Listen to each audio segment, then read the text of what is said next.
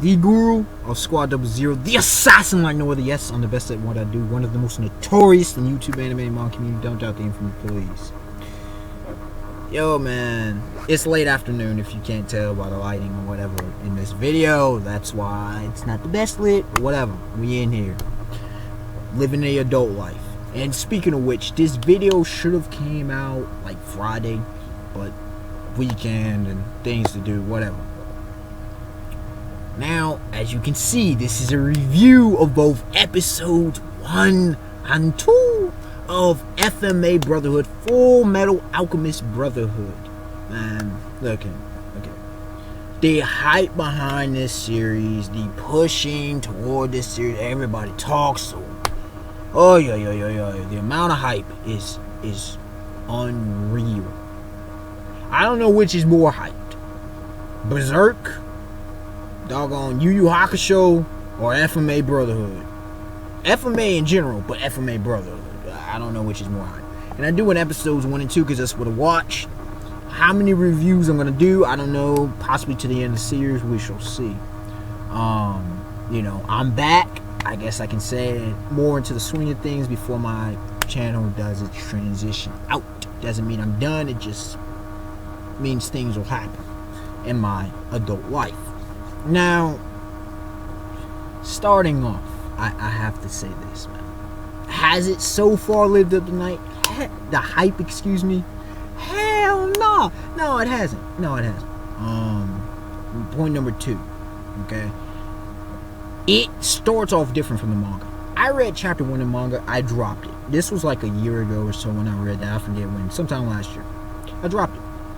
Why? Because Edward Elric was an arrogant prick in the manga in chapter 1. And let me put it this way. He happened to be an atheist who believed pretty much science is God. Science can do no wrong, menage a trois. We don't, obviously the enemy's not taking that route. This is why people saying, oh, you know, he's such a redeemable character. I'm not falling for it, but I'll get to that later because Ed still has his problems, okay? I'll talk about that in this video. You know, I'm not gonna really do the take because most of y'all done seen the series anyway. I'm probably seen it multiple times, knowing y'all. Not gonna be recapping what happened. It's not necessary. Not a lot happened, but it's not necessary anyway. I'm going to be going over the points that I noticed in this review. I'll deal with the characters at the end. Let me just talk about several things. Number 1, I love the fresh take on alchemy. Now, I actually happen to love the science of alchemy, so this is very good. This is, you know, it's just like when Magi learned what the magic does, its take on magic. I love that. I love when series, and there's actually a series I have to continue, Magician, and it's phenomenal. It's take on magic in different series with martial arts and other factors. I love this. This is fresh. Because if those who don't know, alchemy is actually the science to where pretty much it was mainly trying to turn lead into gold. A lot of alchemists did, but and during the medieval period, but it's pretty much turning one substance into another. It's a kind of, I guess you can say, a branch of chemistry, mainly dealing with metals, but it's other substances turned into another substance. So this take on alchemy, though, is very interesting because, at least to this point, we're dealing with kind of the natural world as well as the spiritual one, possibly. It's strange. So there needs to be more explanation, which I'm stoked to see. And unlike a Kami got killed with the Imperial arms, I think we're going to get that much sooner. We already got enough hints, so we're going to likely get that. So alchemy, very nicely done. This is fresh. Now, as far as alchemy itself, it's a more specific type of power scale. Well, I won't say power. Well, yeah, power scaling, but a specific power type. It's more like power and ability type. It's more on the specific notion of, let's say, Nin, Hunter, and Chakra and Naruto, rather than open-ended kind of like Key with Dragon Ball, both Devil Fruits and Haki. Even though Devil Fruits do have specifics and Haki as well, but they're more open-ended. Gourmet cells and gourmet abilities in Toriko. I mentioned Key in Dragon Ball. spiritual energy, and Yu Yu Hakusho, stuff along those lines. This is more open-ended and more constrained. This is more specific. I like the whole balance thing. Now I'll get. I guess I can. The principles of balance. You know, whatever you give, you get back, kind of thing. That's key. You reap what you sow. That teaches on a philosophical level. That's a great lesson. That's how things should be. They should be balanced. That's an excellent point there. And more so, where actually does alchemy fit? It's kind of somewhere in the midst of, and let's see, Magi learned with the magic's kind of balance between the specific and the open-ended. It kind of falls somewhere in the gray area. Alchemy kind of sort of falls in the gray area as well. Alchemy is somewhere, I won't say a hybrid, but somewhere in the middle between the bending of natures, and Avatar: The Last Airbender. I'm not going to address Legend of Korra with that. Nin and Hunter x Hunter. And I would say magic and Magoi usage in Magi Learn with the magic. It's somewhere in the middle of those with how it's done. It reminded me, I'll deal with the Isaac Madugal, the Ice Mage. He reminded me a lot of blood bending, water bending, and Avatar: The Last Airbender. And a bit with Roy Mustang and his fire alchemy. It reminded me a bit of fire bending as well. But it's also kind of sort of like Nin, specifically with Ed and how he was using his metallurgy. I think it's metallurgy. His metal alchemy, his Fullmetal Alchemy. And it's, and what did I say? Magic. Oh yeah, and the fact that we having clearly different magic types, or in this case, alchemy types. But it seems so far that there isn't one who can use multiple ones, unlike the different magic. So it'll be interesting to see if someone dual wields, or three wields, or masters all of alchemy. You know, I hear a lot about Father. Now, specifically to what was presented. Okay, the pacing, first and foremost, the pacing is moderate, but there's some problems. There were some problems, and the very fact is, just like in the One Piece anime, I don't know why the flashback decides to be flashback with the Elric brothers, both Edward and Alphonse, was thrown in episode 2. I guess to grab the viewer, but it throws everything out of whack. You're just gonna have this train ride, just like Luffy's telling Zoro. It makes no sense. It doesn't make any sense, okay? It doesn't fit in the plot. So this is seeming more of episodic than serial, and it throws it all out of whack. Hopefully they fix that with episodes 3 on. In episode 1, we get dropped into the action, and it's kind of confusing. We're just throwing these characters and no real nothing. You know, we don't really get anything. Also, in episode 2 specifically, there wasn't, besides Ed, we didn't get no characterization really, or character development on with Alphonse. Roy, no. The dude with the glasses, no. Major Armstrong, no. Fewer. Okay, not fewer, but fewer as in German. Okay, the leader. Fewer President Bradley. We didn't get none with none of them. Everything was pretty much focused on Al. So that, Edward. So that kind of limits some of this. How should I say? Some of the progression, some of the development of characters, which is not good. Not knocking it too harshly, but that's not good. I know it's just open in series, but you hope to get a little bit more. We did get to see the backstory. We saw how Roy was actually the one to more or less find them for the military, and this whole concept of state alchemists.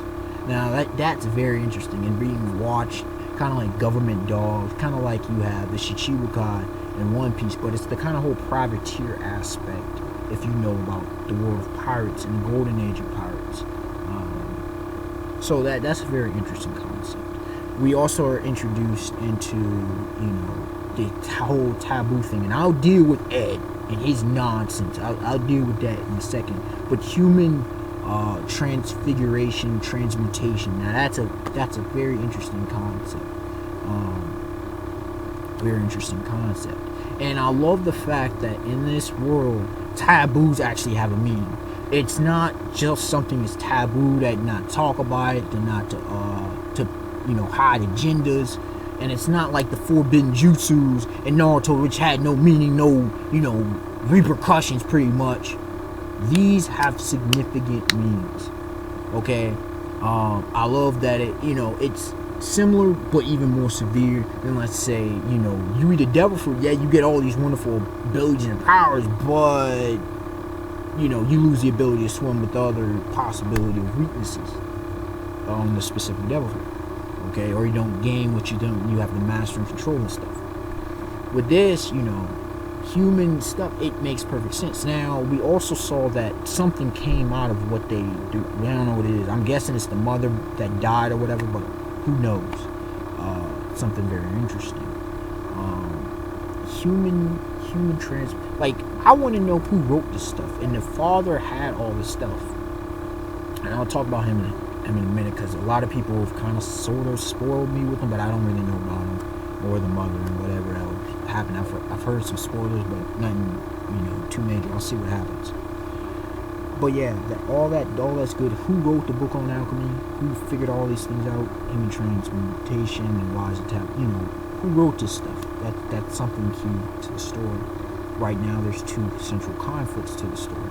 First, we're presented with, and this was also disappointing, and it shows the immaturity of both Ed and Al, because they didn't pay attention to what Isaac McDougal was saying, the Ice Mage, the Ice Alchemist. I wouldn't say Mage, because I keep thinking of Mage, but Ice Alchemist, what he was saying. As a former state alchemist, which they currently are, he kept talking about the corruption of these governments, of Bragman, and how he wanted to kill it. In fact, went so far as to unknowingly use the Philosopher's Stone, which I'll talk about momentarily as well.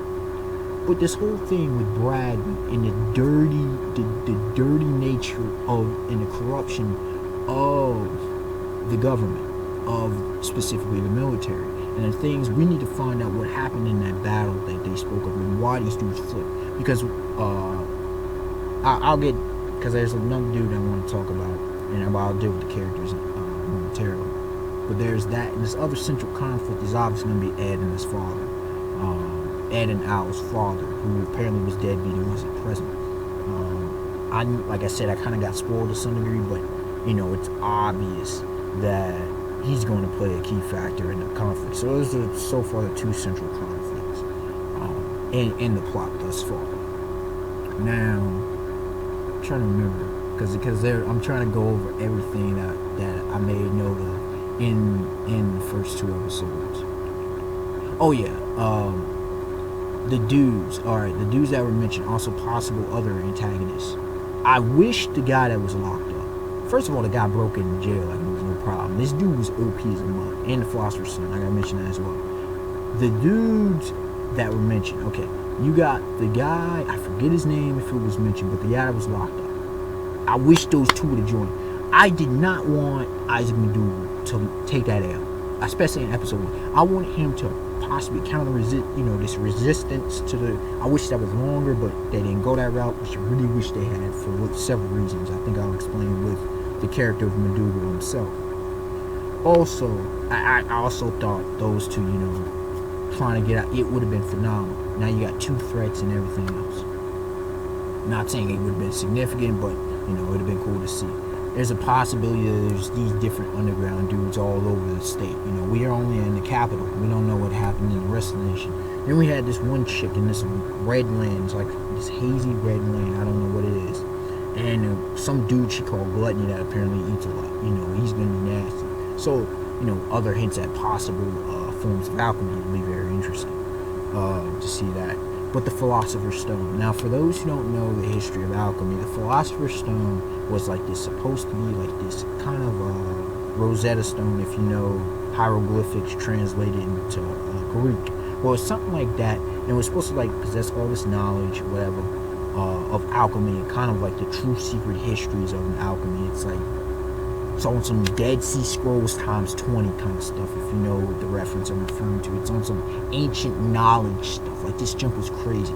So there was a search for the Philosopher's Stone. It was never found. In this case, the Philosopher's Stone, apparently augmentation of your powers possibly to the max, and who knows what else. Apparently it's supposed to grant great, magnificent knowledge, power, something along those lines.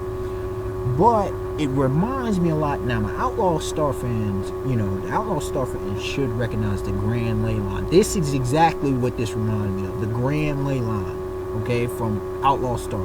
Very, very, very similar. Very similar. And what I also meant to mention about the corruption, it gave me the same vibe as a bit with the Kami got killed, however you want to say it.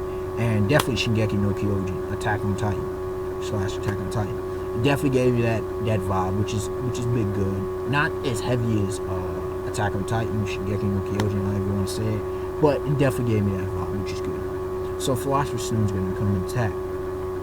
Okay, that's going to be a central point in the story, obviously, and especially considering the whole point of them joining the Elric brothers, of joining the military as state alchemists. Is to find the Philosopher's Stone. And they were asking questions, and of course McDougal didn't know Jack, of course, because they don't reveal everything in episode 1, whatever. But yeah, there's that. Now, more so on the characters. Obviously beginning with Ed. Oh my goodness, Edward. Oh my goodness. Here's why I can't feel sorry for this dude. And there's already a forced running gag. Too much was used with the short jokes. Cool, but I get it, but don't force it down me. Like it's too much too early. But with Ed, he brings things on himself. See, that's the thing. I can't feel empathetic and sympathetic when you bring things on yourself. Now I can feel empathetic for Al because he's the recipient of his brother's screw-ups and mistakes, poor decisions. You can say, well, they're just kids. Then kids should not. This is a valuable lesson that kids shouldn't be messing with things that they have no knowledge of, that they don't understand the scope. It's saying it's taboo. Why? And it's not taboo to just try to scare, but it's taboo for a reason. It's telling you in these books, don't mess with this stuff. You don't know what you're dealing with. Even Roy Mustang is like, yo, what? Kids of this age, they were messing in that? Apparently, there's probably ways to deal with alchemy of that degree and not be totally screwed up, but they're not skilled enough. Far from it. It's obvious that Ed ain't, even though he's a prodigy, but part of it, I'm getting to that foolishness in a second. But Ed, yeah, this dude, he makes poor choices. He thinks he knows so much that he doesn't. Just like when he the first time, oh, yo, you said you got it. We tried to check. You said you got it. He had no knowledge. And it's not like he was just introduced. He could have been given prior knowledge to this dude. And he ain't take it. Like, come on, man. That's foolishness. That really is foolishness. Now, the thing about Ed, I don't know why I understand he's a protagonist, but why is he introduced to truth, okay? To this apparent God or whatever, this entity, whoever this entity is, in this other dimension, wasn't really explained, but when the transmutation, he somehow sees this entity, and eventually he loses his arm and his leg, but he's given all this omniscient knowledge, and apparently now he doesn't have to draw up the circle like we were seeing with McDougal, and, perform alchemy. He can just do it by clapping his hands, some jazz like that. Like, convenient much, very convenient. And he's the only one so far. Now, we haven't seen much, but I want to know if there are other Fullmetal Alchemists. There are other Metal Alchemists. It'd be very interesting to see. He's quite skilled. I gotta give it to him. He is skilled. Both of them we ain't really seen much from Al's alchemy, unfortunately. And oh yeah, how all of a sudden does he know how to bond a soul to a suit of armor? Anybody else catch that and have a problem with that? I'm just saying. I'm not trying to be overly critical, but that just seemed very convenient that he could do that on the spot. And how do you bond a soul to an inanimate object? You could say, well, the body, but people are born but this is supposed to be alchemy, which is dependent on science. This is why I said this is like some spiritual and some natural. It's supposed to be dependent on science, but yet you're bonding spirits or souls, whatever, to metal? And it's in cake. Well, it's not I don't know. It's crazy. It's weird. It's really weird. So far, yeah, Ed, I'm not really a fan of. Now, Al, he's kind of cool, kind of shy. He's the little brother of Edward. Edward, I should say. I was thinking Edward. But Edward. And, we don't know much about him. We need to know more about him.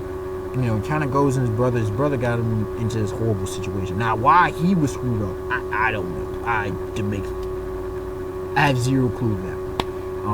Father, which we know barely anything about at this specific moment, but he is a key factor, obviously. Major Armstrong. Now, let me talk about Major Armstrong. I mean, someone showed me a clip like sometime last year, whatever, a few months ago. I don't remember, several months ago. And Major Armstrong, and I was not vibe. I don't vibe with Major Armstrong. I'm hoping for some characterization, character development. But so far, this dude is just, he's so basic. He's so one-dimensional. He's not even two-dimensional character like Edward, Roy, and Alphonse at this point. He's just one-dimensional. He's so one-dimensional. Like, this dude is so basic. Yeah, he's powerful, and I respect his power. But as far as his character, I can't vibe with him at all. Nothing he's done. You know, I'm not gonna say he hasn't done anything. What I'm saying is, as far as his characterization and character development go, there's been absolutely zero. I know it's 2 episodes in, but still, nothing worth mentioning about this dude.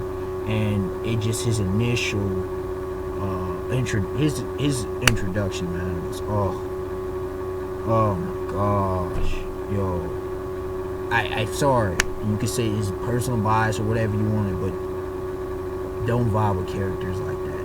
Don't vibe like they're too like he's full of his own strength too much. It's not even arrogant. It's just obnoxious. Honestly, it comes off as obnoxious. Really. He's strong, but that's it. And then the whole family thing. No, it's not a good look on you. Now, Roy Mustang, very hyped, overhyped, possibly. So far, clear limitations. He is not. He's a lieutenant or whatever he is. He's not so far what people crack him out to be. At least to this point. Maybe he gets better as the story goes on. Who knows? Glasses dude. I don't even know his name. I'm not saying he's an irrelevant character, but he was irrelevant to me, so I didn't catch his name. Bradley. Now, Bradley's interesting. He come in here like the brother of Pirate King Goldie Roger from One Piece and Ju Bach from Bleach. This dude, Bradley, man. Seriously, he just comes in with his sword and just cuts down with Dubu. Everybody else is struggling with this guy. He, no qualms, nothing. This guy, and he seems so nice. This dude doesn't play games. This dude's about that life. That's apparent. That is very apparent. Now, onward to Madugo himself. Isaac Madugo. First of all, just like with Grand Leyline, Outlaw Star, the Madugo brothers. That's all I gotta say. Outlaw Star fans know what time it is with the Madugo brothers, man. But yeah, Isaac Madugo, who's nasty. And he was mainly showing why Alchemy, I consider, is nasty, dog. This thing is so nasty. Nasty in a good way. Oh, he would just, and he's apparently the ice alchemist, but he was using water so effectively. I mean, he used liquid form, he used solid form, which is ice. He used doggone steam, oh, just like that. And he used blood. He almost bloodbend. Now, Magneto, Qatar, where you at? And the one dude in Korra that does it, whatever. But where you at? He almost did it. Okay, he wasn't directly affecting the blood of his opponent, but he was using his own. Okay, who else uses that blood? I'm thinking, what am I thinking of? Oh, Dead Man Wonderland. There we go, Dead Man Wonderland. Oh, I don't just need water. Y'all cut me. I use my own blood, partner. This dude was too nice. I see why he was feared. I see why he was devastated. And I wish he wasn't dead. His views. And otherwise, the knowledge he has, the history he has, the backstory, so much could have been given with this character, and it was just wasted. He was a powerful character that was wasted. I mean, shoot. And how does he get the Philosopher's Stone? Or access to it, whatever the Philosopher's Stone actually is. That was wasted opportunity. I'm sorry. I have to call it out for what it is. He was too good of a character just to be going like that. Okay, he could have escaped something in steam, smoke, or whatever. He wanted to kill Bradley. I get it, but he just got cut down. Like, I don't know, man. I don't know. Like, he was built up the entire episode to just get cut down and nothing done with it. Really, come on, man. Come on, man. So overall, episode 1, I'll give it a 7. I mean, the action was on point for the most part. Action was on point. I mean, we got set up for the story. I mean, I can't be too critical. It was the first opening episode. It was a solid episode. I can't knock it. It was nothing special though. But it did set for several key points to this series. But as far as episode 2 is, I gotta give it a 6, man. It was a decent episode at best. It gave the backstory, which is okay. It gave the backstory, but it wasn't like the backstory was mind blowing. Even though you did have the whole thing with this, the human transmutation and the truth. I mean, that was a key point, but that was for a portion of the episode. We didn't really get much explanation as to what this is all about, so that just is like, okay. And then the rest of the episode, it was nothing pretty much to add to plot progression. Didn't add to characterization and character development other than aid. That's it. Where's Major Armstrong's? Anything for him? Nope. Roy Mustang, anything for him? Okay, a couple relationships developed that we know, as far as the bonds. We see Roy and the glasses dude, that's about it. We see Brad, it was nothing. It was nothing. So I give it a decent one, mainly because, it was a flashback, and what it is. You can only do so much. So, these are my thoughts. What are yours? Unexpected Wonder. Like, comment, subscribe, and until next time, y'all, have a beautiful day, beautiful night, peace. And I suppose episode 3 and 4, or episode 3, depending on how I view the episodes, my review will be up when it's up. Hopefully soon. Peace.